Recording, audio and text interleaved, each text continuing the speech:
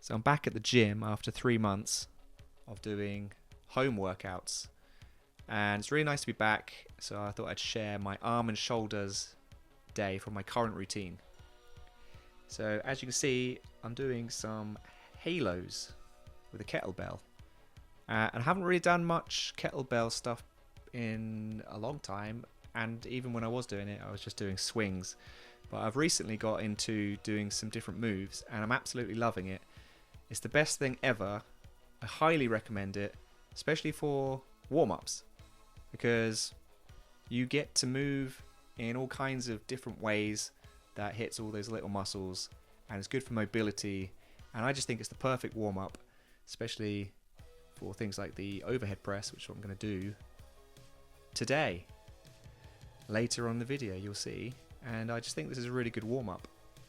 So along with the halos, I'm doing these. I don't actually know what they're called, and I don't know if I'm doing them right, but I'm just doing it in my way, and I think it's fine. I don't think it really matters too much. And I don't even know what weight that kettlebell is, probably like 8 kilograms, might even be less. It doesn't really matter, it's just a warm-up, and I'm getting my neck involved in there as well, because on shoulder day, anything to do with my shoulders, I want to get all of that upper body, neck, everything nice and ready to go. So it just feels good. So this is just getting some movement in there, warming up the joints. And I think, yeah, kettlebell in general is underrated. And what more can I say? I just want this to be over so we can get to the next one. But the video's already made, and I'm here, and I'm waiting for the next movement to come up because I've run out of things to say. Here we go for the next one. Okay, then I did these kettlebell swings, but it's not really a swing. It's more of a controlled reverse chop. And it looks weird. I realise that I look really weird doing this, and so would you, but no one really cares, and neither do I. It feels good, and that's why I kept doing it.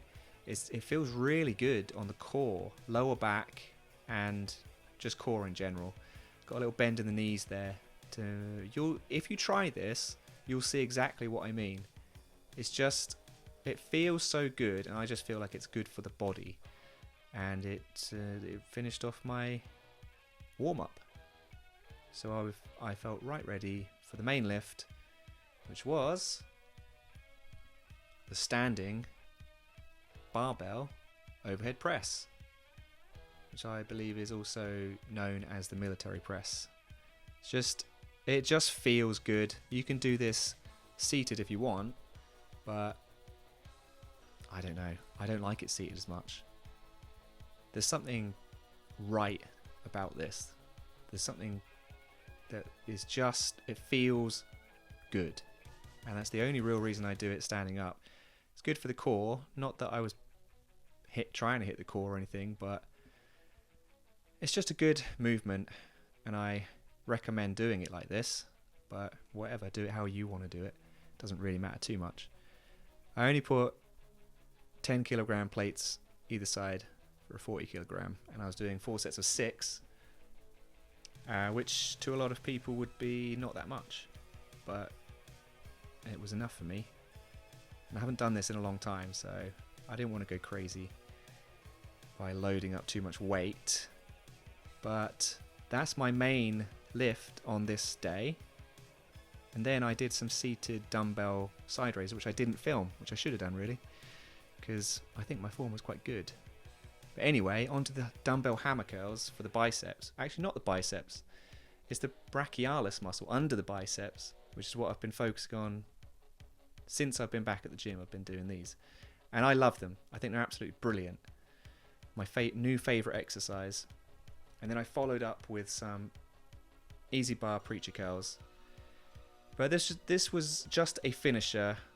The main one was the dumbbell hammer curls, which I only recorded 1 set, but I think I did 4 sets, 3 or 4 sets. And yeah, this is just to hit the biceps, as I don't have any other specific bicep isolations, but I think this is a good one. Not go heavy, just do one set until you can't lift anymore. And that is a good workout for the arms, especially when you follow it up with this one, which is also my new favorite, the Skull Crusher, EZBar Skull Crusher, but done in a specific way. I've done these in different ways before, with dumbbells just flailing around, which is a bit awkward, but it's quite nice with the not being connected, so each arm gets hit equally. Whereas with the bar, one arm might be doing more work, but I really don't think that it matters too much. I like the bar. I like doing it like this, where it hits the back of the bench. You're very stable, and yeah, the angle on the EZBar makes it okay for the wrists. Not perfect, but it's better than a straight bar. And coming back behind your head, but onto the bench, that's the key difference, the key thing that I started doing, and it makes every rep very precise and measurable. So if you haven't tried it like this, give it a go, and you might like it as much as I do. I actually think this is one of the best tricep isolations. I much prefer this over the cable pull downs. I know they're very popular, and I've done a lot of them before, but to be honest, I just feel this a lot better. I think it's better, and I'll continue doing this as long as my elbows don't start hurting. But yeah, with the right warm-up, I think you'll be fine. So give it a go, and that is basically it.